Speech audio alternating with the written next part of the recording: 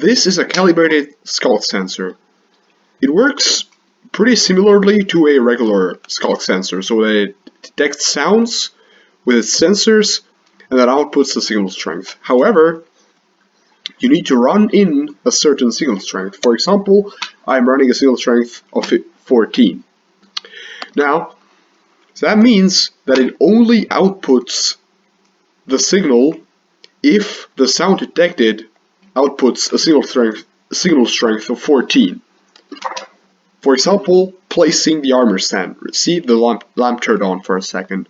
However, when I break this armor stand, the lamp doesn't turn on because no signal is outputted, because that would be a signal strength 15 sound, and it doesn't detect it. However, what if we want to build this with just the regular Sculk sensor, like this one? As you can see, we can do this. So you can see it's detecting sounds, it turns on, it detects me walking, but it doesn't detect anything.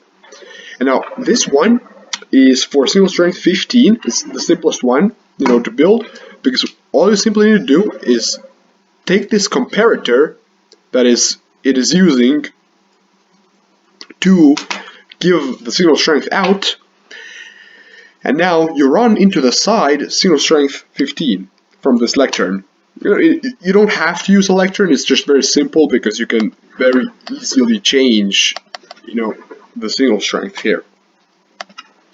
And basically this comparator compares the signal that it gets from the Sculk sensor and from this lectern, and now it only gives the output if the signal strength, if the main input, so basically the Sculk sensor in this case, gives a signal strength at least as big as the one coming in from the side. So it has to be 15. There's no signal strength greater than 15. So if I place this armor stand right now, right, it doesn't output anything. I break it and it outputs, right? So very simple. However, what if we wanted to do like other signal strength, like 14, 13, so on? So if we just put in 14 from here, that doesn't quite work, because you see, okay, we place, it does turn on, everything works, and that's nice. If we break, it also turns on, because 15 is like also bigger than 14, right? So it still works, it's still bigger, and it still goes through. So we can't really do that. However, what we can do is turn this little light on and put this into subtraction mode. And now what this does is that we can differentiate between different signal strengths now. Right now when I place the armor stand, it doesn't put out any signal because it subtracts the signal running in from the side from the main signal. So the main signal is 14. When I place the armor stand, it subtracts 14, it outputs 0. Now if I break it, it outputs a 1, right? However, what I can do is just input 13 from the side instead, and now you can see that when I place, it outputs a signal strength 1 there, and when I break, it outputs a signal strength of 2.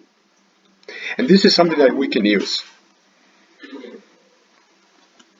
So this is what this build exactly does here. It says 14, just because this is set to 13 right now, but actually just by changing this, we can very simply have it calibrated for whatever signal strength we need. So here's how this works. So it's the same logic that, we either get a signal strength of 1 or 2, right?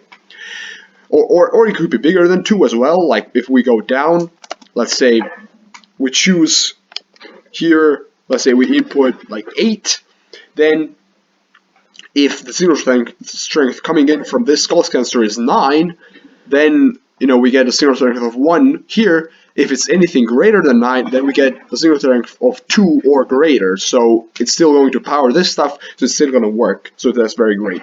And obviously if it's anything less than 9, then we're not going to get an output at all.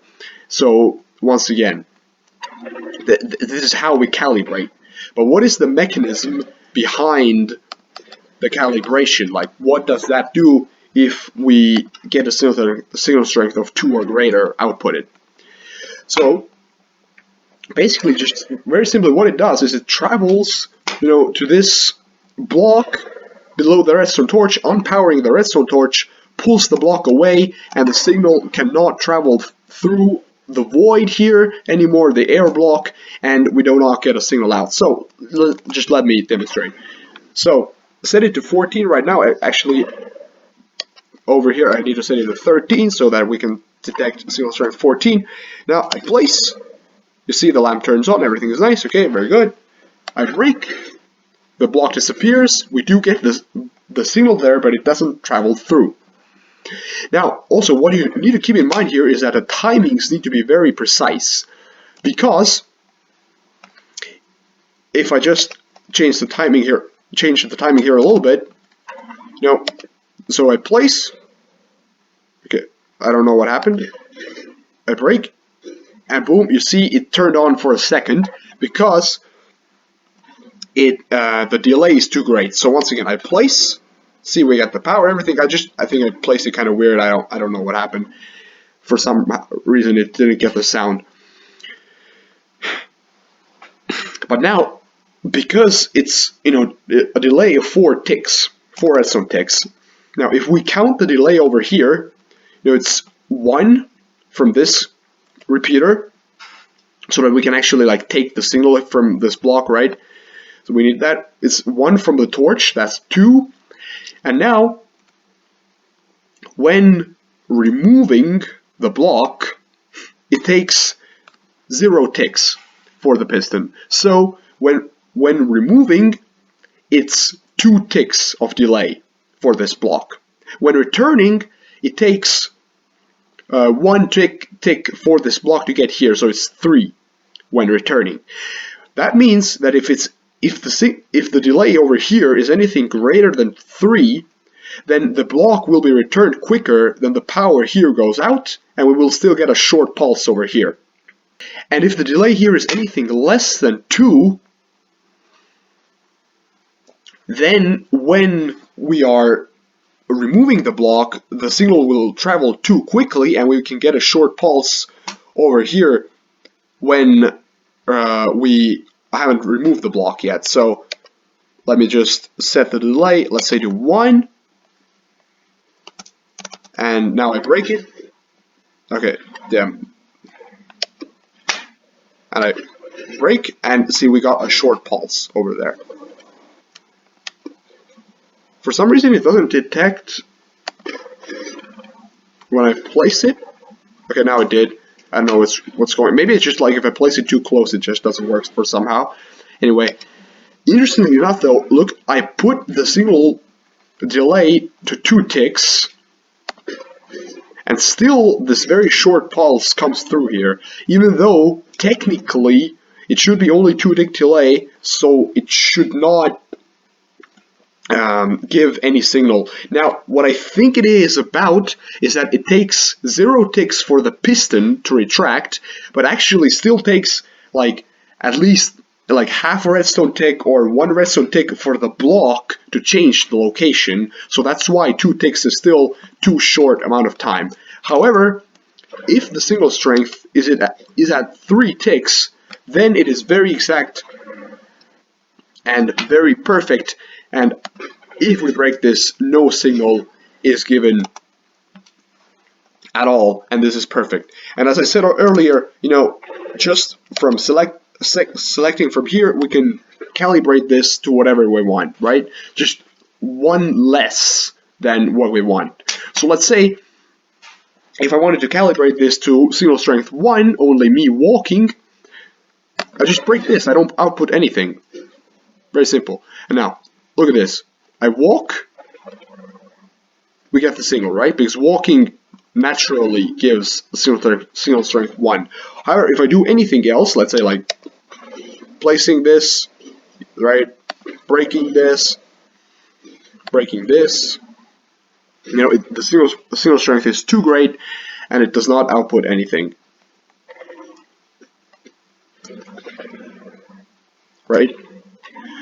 Alright, So this is it for calibrating a Sculk sensor using redstone.